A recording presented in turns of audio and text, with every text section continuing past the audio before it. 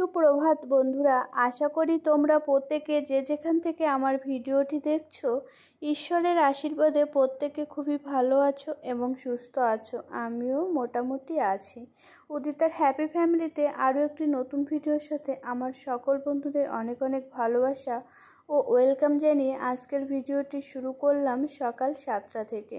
সকালবেলা ঘুম থেকে উঠে আমি নিচে চলে এসেছি, আর নিচে এসেছি মানে রান্নাঘরে এসেছি।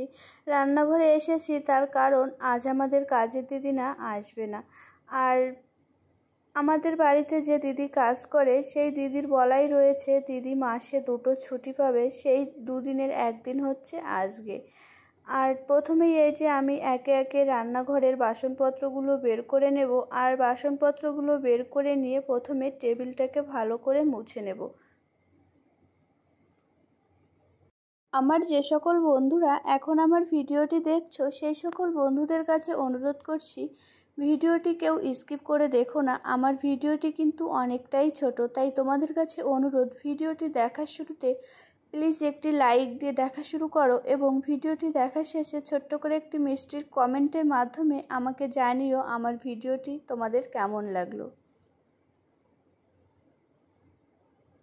ভিডিওটি আমি সকাল 7টা থেকে শুরু করলেও আমি কিন্তু ভিডিওটি আর সারাদিন কন্টিনিউ করতে পারিনি। তার কারণ মাম্মামের না জ্বরটা সেরে গেছে। জ্বরটা সেরে গেলেও না আমি তোমাদের আগে কোনো একটা ভিডিওতে বলেছিলাম মাম্মামের গায়ে র্যাশ র্যাশ বেরিয়েছে। তবে ওই র্যাশ র্যাশটাকে আমরা বলি ভাবি, অনেকে অনেক কিছু বলে, যাই হোক। আর ওটা হলে না বাচ্চাদেরই হয়, বিশেষত ওই যখন জ্বর হয় জ্বরটা সেরে যাওয়ার পরেই হয়, আবার অনেকের না জ্বর হওয়ার আগেও হয়।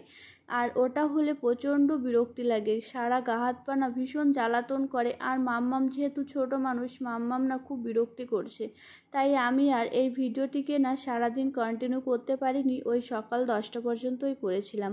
তারপরে আমি কিন্তু রান্নাঘরটাকে ভালো করে মুছে নিয়েছিলাম আর বাসনপত্র ধুয়ে নিয়েছিলাম। আজ আবার বেশ কিছু কম হয়েছিল বাসন, তার মানে আগের দিন রাতেই কিছু কিছু বাসনপত্র ধুয়ে রাখা হয়েছিল।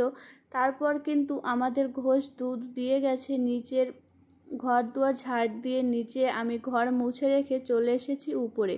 আবার বেশ কিছু জামা কাপড় হয়েছিল, সেই জামা কাপড়গুলোকেও কিন্তু আমি এখন ভিজিয়ে দিয়েছি। আর গিজারটাকে আমি কিন্তু সকালবেলা ঘুম থেকে উঠেই চালিয়ে রেখেছিলাম, যেহেতু বেশ কিছু জামা কাপড় আজ আমি ধুয়ে দেবো তার জন্য। এখন আমি আমার বিছানাটাকে ভালো করে গুছিয়ে নেব। আর গতকাল রাতেই না আমি বিছানার চাদরটা চেঞ্জ করেছিলাম, কেননা মাম্মাম ওষুধ খেতে চাইছিল না। মাম্মামকে জোর করে ওষুধ খাইয়েছিলাম, তার কারণেই মাম্মাম বমি করে দিয়েছিল। আর এই একটা পুরনো বিছানার চাদরই পেতে নিয়েছিলাম। আমার পুরনো বিছানার চাদর কিন্তু খুব ভালো লাগে, তার কারণ পুরনো বিছানার চাদর হোক না, সেটা যদি পরিষ্কার পরিচ্ছন্ন থাকে, কোথাও ছেঁড়া বা কাটা না থাকে, সেটা পাতলেই কিন্তু ঘরের সৌন্দর্য অনেকটাই ফিরে আসে। সব সময় যে ভালো জিনিস বা দামি জিনিস বা নতুন জিনিস পাততে হবে ঘরের সৌন্দর্য ফেরানোর জন্যে, সেটা কিন্তু আমার মনে হয় না। আমার মনে হয় জিনিসটা যদি পরিষ্কার পরিচ্ছন্ন থাকে তাহলে কিন্তু একটা পুরনো জিনিস হলেও সেটা কিন্তু ঘরের সৌন্দর্য অনেকটাই ফিরিয়ে দেয়।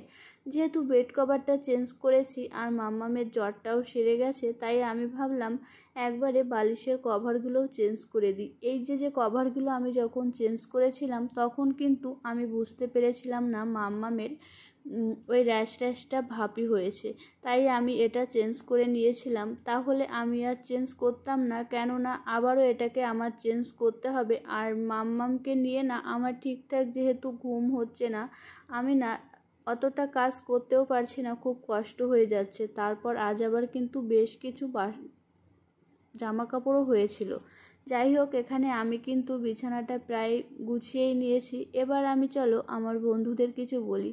আমার যে সকল বন্ধুরা এখন আমার ভিডিওটি দেখছো, অবশ্য আমার চ্যানেলটিকে সাবস্ক্রাইব করোনি, সেই সকল বন্ধুদের কাছে অনুরোধ করছি আমার চ্যানেলটিকে সাবস্ক্রাইব করে আমার পরিবারের একজন হয়ে যাও, আর মিষ্টি করে একটি কমেন্ট করে দিয়ে যাও। সেই কমেন্টের ভিত্তিতে আমি কিন্তু তোমাদের পরিবারে পৌঁছে যাব। তবে একটু লেট হতে পারে, যেহেতু আমার মামামকে এখন আমার অনেকটা সময় দিতে হচ্ছে তার জন্যে। তবে তোমরা আমার জন্যে অপেক্ষা করো, আমি কিন্তু ঠিক নিয়ম মেনে তোমাদের কাছে চলে যাব। আমি কিন্তু আমার ভিডিওর শেষ পর্যায়ে চলে এসেছি। আমার ভিডিওটি তোমাদের কেমন লাগলো অবশ্যই একটি কমেন্টের মাধ্যমে জানিও। তবে আগামীকাল আমি ভিডিও দিতে পারবো কিনা জানি না, তবে যথাসম্ভব চেষ্টা করব একটা সুন্দর ভিডিও দেওয়ার। এখন সময় হয়ে গেছে হচ্ছে 10:30। আমি এখন চলে যাব হচ্ছে সকালে খাওয়া দাওয়া করতে। এখনো পর্যন্ত কিছু খাইনি, তবে অনেক কাজ করে ফেলেছি। যাই হোক, আর ওখানে ওই যে দেখো মাম্মাম শুয়ে রয়েছে। তুমি ঘরে থাকবে না নিচে যাবে? নিচে যাবে? মাম্মাম বলছে যাবে না, মাম্মাম ঘরে থাকবে। আর আমি এখন খাওয়া দাওয়া করতে যাব। খাওয়া দাওয়া করে এসে তারপর আবার ঘরে আসবো।